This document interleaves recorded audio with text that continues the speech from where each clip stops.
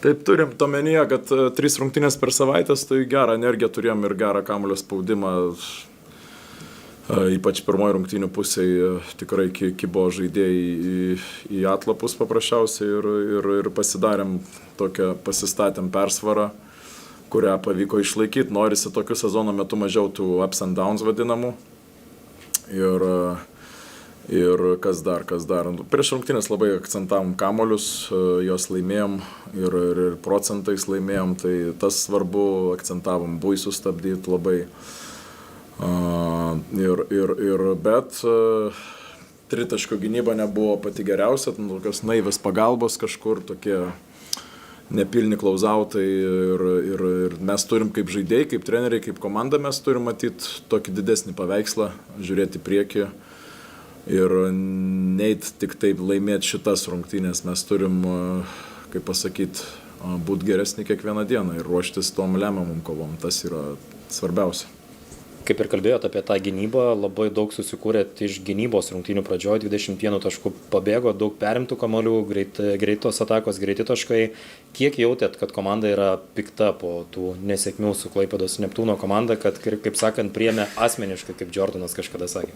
Nežinau, aš nesu psichologas kažkoks, tiesiog treneris ir aišku, žaidėjai tikrai norėjo, matėsi ir jau pasiruošime.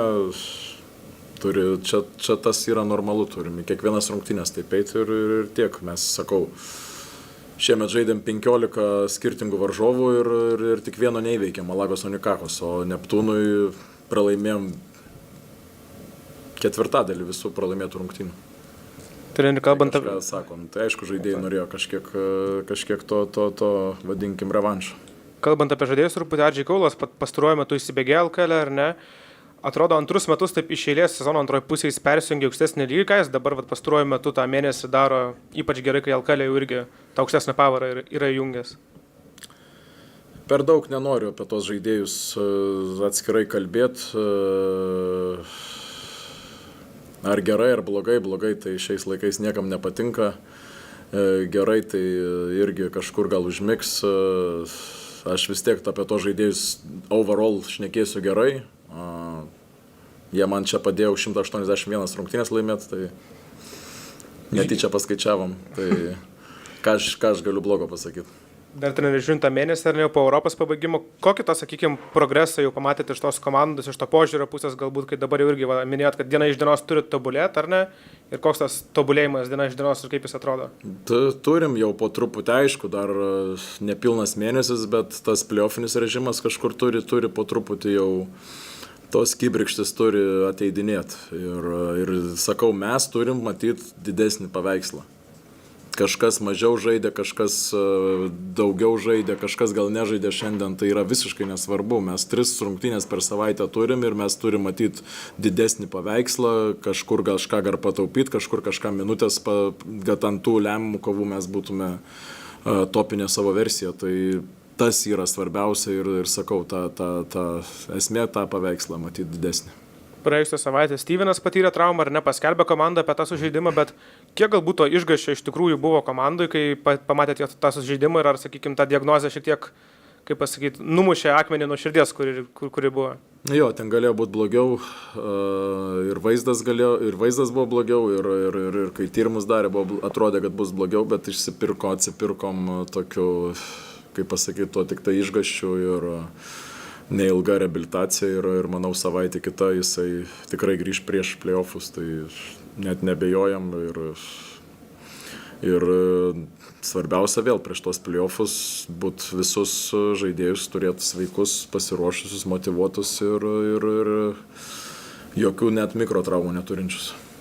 Treneri, apie asmenybę sakėt, nenorit kalbėti, bet prisiminus, koks buvo Artūras Gudaitis, kai atvyko į komandą ir koks, tarkime, buvo šiandien, ir atkovoti kamuoliai puolime ir pozicijas visai neblogai užsiima, ir gynyboje ir puolime geras užtvaras stato, ir gynyboje atrodo visai kur kas solidžiau. Tai kaip vertinat Gudaičio formą ir kiek jis žengė į priekį nuo to laiko, kai jis atvyko jūsų komandą?